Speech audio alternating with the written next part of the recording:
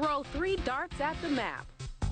Toss in 3 wildly distinctive personalities. Yummy. Plus 3 clever projects, and you've got a craft show that'll have you saying, "That's clever."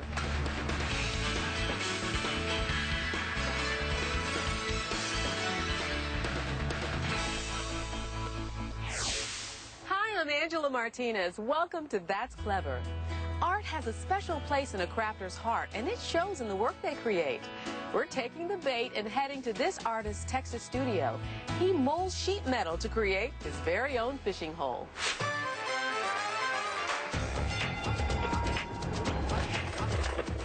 Hello, I'm Doyle Carver, a mechanic from Houston, Texas. When I'm not fixing customers' cars, I'm an iron artist. And today, I'm gonna build this piece, and it's called the fishing hole.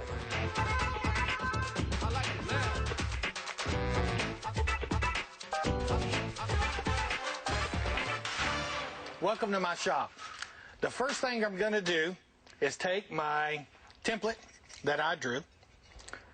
We're gonna lay it out and make 3 copies. When I lay these fish out, I draw 2 going to the right and 1 going to the left. Fish, like people, don't always go the same direction. I pull my sheet metal down, apply my clamp to keep it from falling on me as I'm cutting it, apply my ground wire from the plasma torch, safety first, coolness second. And we cut the first fish out like this.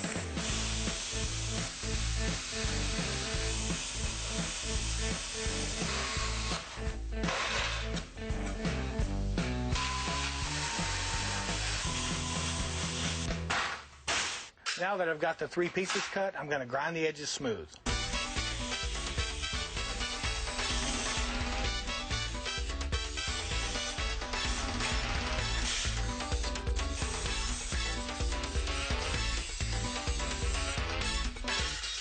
Now that I've got the edges of the fish cleaned up, I'm going to cut 3 24-inch pieces of flat steel for the seaweed.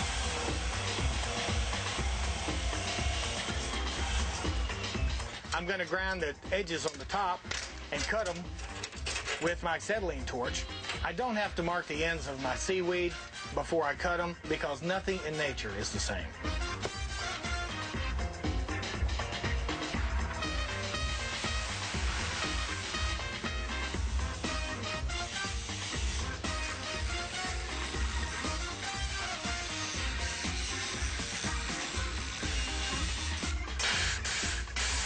Perfect seaweed points. These may not appear as seaweed at this moment, but I'm about to twist them and make them look more so. I use a crescent wrench to help me with this.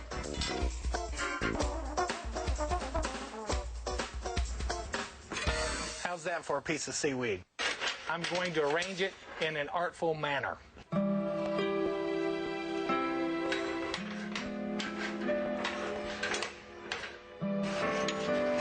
That looks pretty artsy, so I'm going to weld it right here.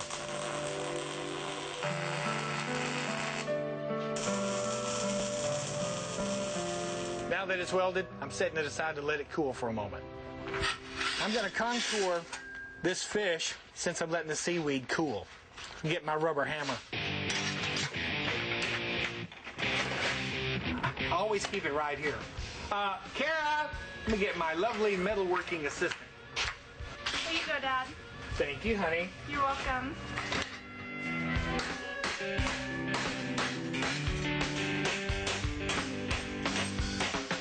That's the first curve.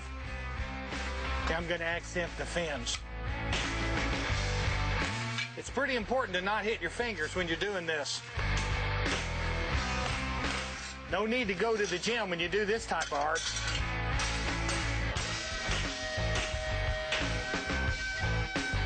Makes it come alive.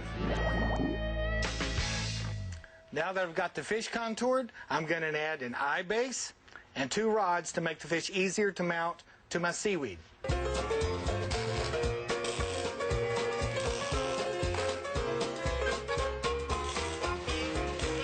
As the fish are cooling, I'm going to paint the seaweed black. I just use plain old black spray paint. Now that I've let the seaweed dry for about 20 minutes, I'm going to install my fish. I'm also going to add the hanger. I've got the fish welded on. Now I've got the hanger centered. So now I'm going to pull it off, grind the faces down a teeny bit, just so the paint looks a little better when it's done.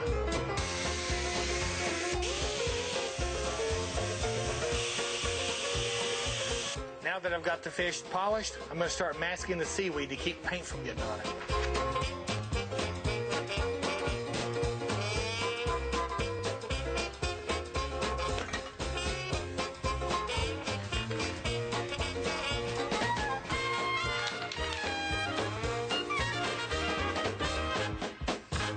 All right, now I'm going to paint the lateral lines, fin marks, and the gill.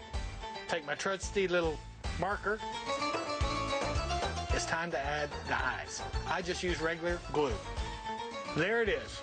After all the detail work is done, my fishing hole is finished. Let's see what my assistant thinks about it. That looks great, Dad, but what are you going to name the fish? Fish 1, Fish 2, Fish Blue.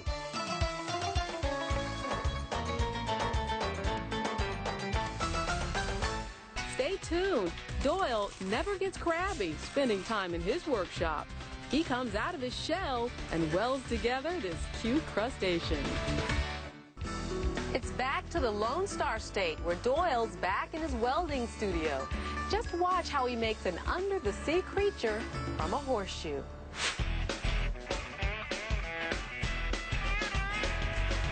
I'm back. Now I'm going to build a horseshoe crab. This is what the horseshoes look like when they come right off the horse. They're pretty nasty and grody. I'm going to tumble them in my cement mixer to clean them up.